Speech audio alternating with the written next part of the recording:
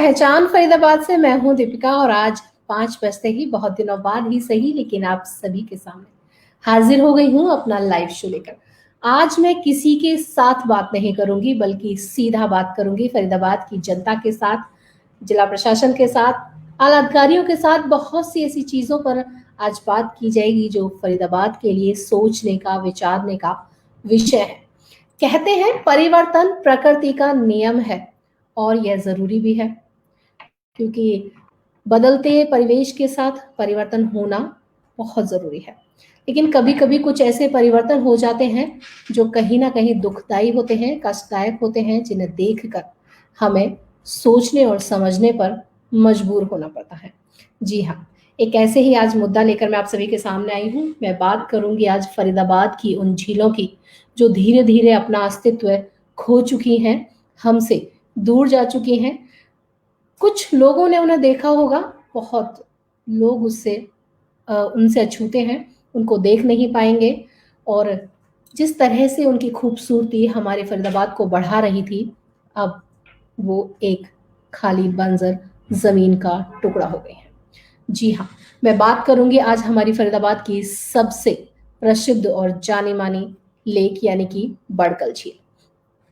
यहाँ पर मैंने कुछ सैटेलाइट तस्वीर आप लोगों के सामने दिखाने जा रही हूँ, जिसमें आप देख पाएंगे कि हमारे फरीदाबाद की जो बड़कल झील थी वो समय के साथ कैसे बदली, उसने कैसे अपना रूप सुंदरता से बदसूरती में बदल पाई और उसकी हालत क्या हो गई। मैं आपके सामने पिक्चर पेश कर रही हूँ। ये पिक्चर है, देखिए इतनी सुंदर। यहाँ पर लिखा हुआ है कि बड़कल लेक बीच में लिखा हुआ है, चारों तरफ पानी ही पानी नजर आ रहा है। और ये जो तस्वीर है ये 2003 की है। इस 2003 में अगर हम देखेंगे आसपास तो खूब पानी से लबालब ये जो नहर है या ये जो झील है सॉरी भरी हुई है। और यहाँ पर उस समय लोग इसे देखने के लिए आते थे। बड़कल लेक हमारे फरीदाबाद के लिए एक पर्यटक स्थल भी था इसको, और ये शामिल भी है। इसके अलावा कोई भी झील यहाँ की पर्यटन स्थल में शामिल नहीं की गई है। ये भी एक दुर्भाग्य है हमारे यहाँ का, क्योंकि फरीदाबाद एक तरीके से यहाँ पर पहाड़ भी है, यहाँ पर झील भी है, यहाँ पर एक फॉरेस्ट डिपार्टमेंट भी है, यहाँ पर चीजें सब कुछ है, लेकिन बस नहीं हो पा रही है। तो उनकी केयर नहीं हो पा रही है, उनको संभाल के रखा नहीं जा रहा है, जिससे वो बहुत वर्षों तक जीवित रह सके और लोग इसका आनंद उठा सकें। साथ ही मैं दूसरी तस्वीर दिखाने जा रही हूँ बड़कल झील की। ये देखिए धीरे धीरे इस झील ने अपना अस्तित्व खत्म हो गया, इसका ये खोती नजर है। पानी की जगह मात्र सूखी जमीन यहाँ पर दिख रही है। देखिए फिर यहाँ पर भी लिखा हुआ है कि बड़कल लेक, और वो बिल्कुल सूख गई है। कितना बुरा लगता है ना जब हम अपने ही चीजों को ऐसे देखते हैं कि कभी हमने उसको बहुत जीवंत देखा, फिर वो खत्म हो गई। लेकिन नमी वाली जगह थी, पानी का अस्तित्व था, पानी वहां पर था, तो धीरे धीरे वो जगह खाली जमीन से पेड़ पौधों ने ले ली। ये भी बेहतर था हमारे लिए कि हम कम से कम जो हमारे फरीदाबाद की जो प्रदूषित वायु है उससे लड़ने के लिए ये सक्षम साबित हो रही थी, ये चीज साबित हो रही थी, हमारे को ये अच्छी क्वालिटी की हवा दे रही थी। लेकिन इसका और एक और बुरा हाल हुआ जो पहुंचा 2020। 2020 आने आने तक ये लगता है कि बिल्कुल बंजर जमीन की तरह नजर आने लगा है। यहाँ पर ना पौधे हैं ना पानी है, सिर्फ है तो एक खाली जमीन का टुकड़ा जो देखने में ना सुंदर लग रहा है और ना ही कभी कोई इस बात पर यकीन करेगा कि यहाँ पर बड़कल लेक थी। ये तो एक ऐसी लेक जिसको सभी जानते हैं। साथ ही अब हम एक और लेक के बारे में यहाँ पर बात करेंगे जो है हमारा सूरजकुंड, यानी कि वही सूरजकुंड मेला जिसे आप हर साल देखने के लिए दिल्ली से, देश विदेश से, बहुत जगह से लोग आते हैं। हमारे आसपास के सबसे प्रसिद्ध मेलों में गिना जाता है ये अंतर्राष्ट्रीय सूरजकुंड मेला। अगर आप मेरे पास देख पाएंगे तो ये तस्वीर मैं दिखा पा रही हूँ आपको 2002 की है, जिसमें कुंड में पानी भरा हुआ है और इसके बराबर में दूसरी लेक है, वो है पिकॉक लेक। पिकॉक लेक इसलिए कहा जाता है क्योंकि ये पिकॉक की शेप में बनी हुई है और यहाँ पर इसमें अभी तक पानी है। समझिए कि आज से 18 साल पहले इन कुंडों में, इन झील में, सब में पानी था, लेकिन धीरे धीरे प्रशासन ना इनकी तरफ ध्यान दे पाया, ना इनको सुरक्षित रख पाया, ना इनका संरक्षण कर पाया, इसलिए ये अपना अस्तित्व खोती नजर आई। 2008 की तस्वीर अभी आपके सामने सूरजकुंड का जो सूरज कुंड का जो कुंड है वहां की है, और ये बिल्कुल खाली हो गया है। यहाँ पर कुछ नहीं दिख रहा। पिकॉक लेक का भी जो नाम निशान था वो खत्म हो गया है। जी बिल्कुल सही कह रहे हैं, राजू सिंह राजपूत के विधायक जी सत्ता में आते बहुत बजट बहुत बड़े बातें कर रहे थे, तब एड अब कहाँ है।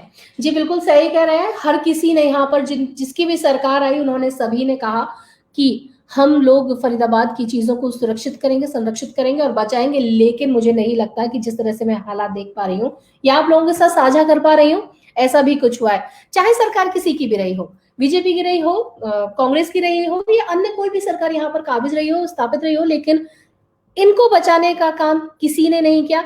सभी ने अपना पल्ला झाड़ा, अपने जो बड़ी बड़ी चीजें थी उनको गाया, बखान किया, बहुत सारे अपने उसमें कसीदे करे, लेकिन असली वास्तविकता खत्म होती नजर आई।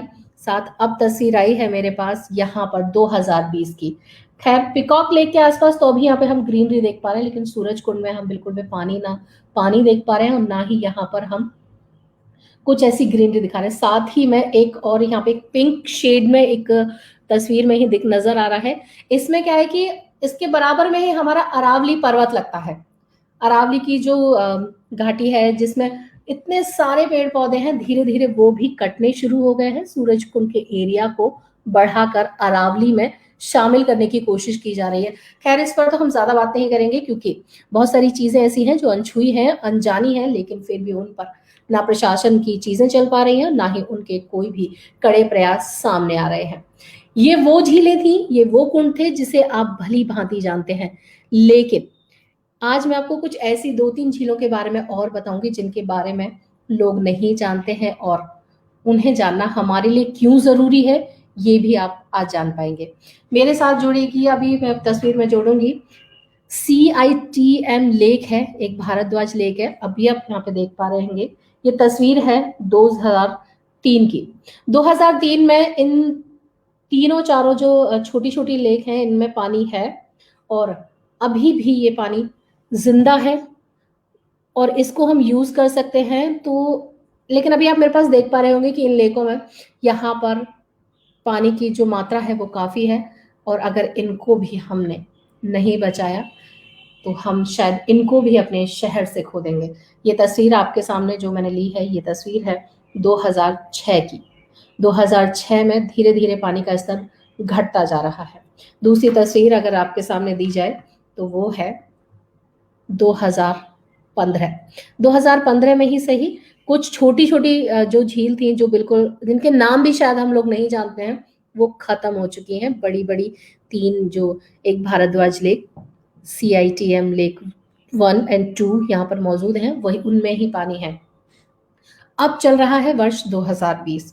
2020 में पानी कैसा होगा, यहाँ पे देखिए, पानी धीरे धीरे यहाँ पर सूखता हुआ नजर आ रहा है।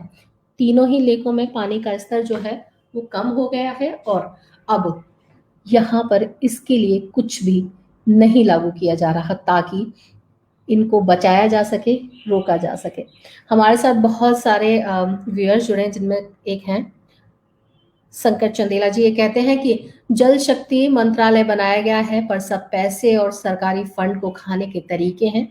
वाकई दुखद है, आम नागरिक को स्वतः ही करना होगा सब। आपका कहना बिल्कुल सही है, लेकिन आम नागरिक के हाथों में क्या है ना, उतनी शक्ति और उतनी पावर नहीं होती है कि वो इन चीजों को रोक सके या कर सके। इसमें कहीं ना कहीं हमें सरकार के प्रयासों की बहुत ज्यादा जरूरत हो जाती है। हम धीरे धीरे अपने इन झीलों का अस्तित्व खोते जा रहे हैं, लेकिन हमारे लिए दुर्भाग्य की बात यह है कि इनकी तरफ कोई भी ध्यान नहीं दे पा रहा है। रमेश शर्मा ने कहा है हमसे कि बड़कल झील भरो जल्दी। हम भी यही चाहते हैं रमेश जी कि बड़कल जो झील है उसको भरा जाए, ताकि जो उसकी सुंदरता है उसको देख पाए आने वाली पीढ़ियां, तो शायद इसका नाम भी नहीं लेना चाहेंगी, क्योंकि ऐसी कुछ चीज है नहीं। मेरे साथ है गौरव झा। गौरव झा कह रहे हैं कि गूगल मैप पे हम भी देख सकते हैं, न्यूज बताना है तो वहां जाके दिखाओ। हमने बहुत बार वहां पर जाकर कोशिश की है गौरव कि हम उस चीज को दिखाएं, और हम वहां पर भी दिखा देते हैं। हम लोग हर समय वो कोशिश करते हैं कि आप तक सारी चीजें पहुंच पाए, प्रशासन हमारी गुहार को सुने, ताकि जो फरीदाबाद में बिगड़ रहा है उसे सुधारा जा सके। हमारे फरीदाबाद में बहुत कुछ है देखने के लिए, लेकिन फिर भी हम लोग उस गिनती में नहीं आते हैं जिस गिनती में अन्य राज्य आते हैं। अगर हमारे यहाँ की बड़कल झील को बचाया जाता या रखा जाता तो, जिस तरह से गुड़गांव के दमदमा लेक है उसके आसपास होटल्स बनाए गए, गतिविधियां होती हैं, बोटिंग की जाती है, सोचिए कि रोजगार का अवसर भी वहां पर है। लेकिन अगर यही चीज हमारे फरीदाबाद में होती तो हमारे भी बहुत सारे भाई बहन वहां पर काम कर रहे होते, रोजगार के अवसर होते, बेरोजगारी नहीं होती, कुछ हद तक खत्म की जा सकती थी, और एक बहुत सुंदर सा एक स्थल हमारे पास होता जिसे हम लोग देख सकते थे, वहां पर जा सकते थे। पिकनिक मनाने के लिए बहुत अच्छी जगह है। हरीश रावत मेरे साथ हैं, कहते हैं कि इस झील को नहर से क्यों नहीं जोड़ देते। बरसात के दिनों में इस नहर में बहुत पानी होता है जो गांव में घुस जाता है। अगर इसका पानी बड़कल झील के साथ मिला दिया जाए तो नहर का पानी जो बर्बाद होता है वो बड़कल झील के काम आ सकता है। सभी के पास अपने विचार हैं, सभी के पास अपने कथन है कहने के लिए कि किस तरह से चीजों को किया जाए। हम भी यही कोशिश करते हैं कि इन झीलों के अस्तित्व को बचा लिया जाए। हो सकता है कि थोड़ा कठिन हो, लेकिन असंभव नहीं हो सकता। सरकार को अपने प्रयासों की बहुत जरूरत है।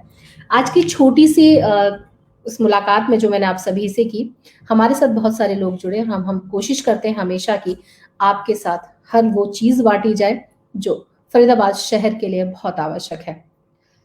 अरावली को भी सेव करने की कोशिश हम लोग चाहते हैं, सभी इस पे अपना योगदान करें। लेकिन मेरी जो फरीदाबाद वासियों से अपील होगी वो ये होगी कि हम लोग बहुत ज्यादा कुछ ऐसी चीजों का उपयोग करते हैं जिससे हम भी प्रकृति को नुकसान पहुंचाते हैं।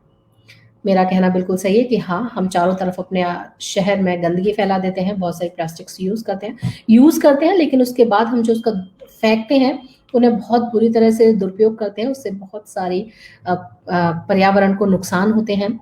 हमारे यहाँ पे एक तो पहले से ही सरकार ने जो गौवंश है उनके लिए कुछ भी इंतजाम पुख्ता नहीं किए गए हैं, उससे हम लोग जो गंदगी फैलाते हैं और हम उन लोगों के लिए परेशानी साबित कर देते हैं। खैर, आज की मुलाकात में सिर्फ इतना ही। कल हम आपसे फिर जुड़ेंगे एक नए मुद्दे के साथ। तब तक के लिए बने रहिए पहचान फरीदाबाद के साथ। नमस्कार।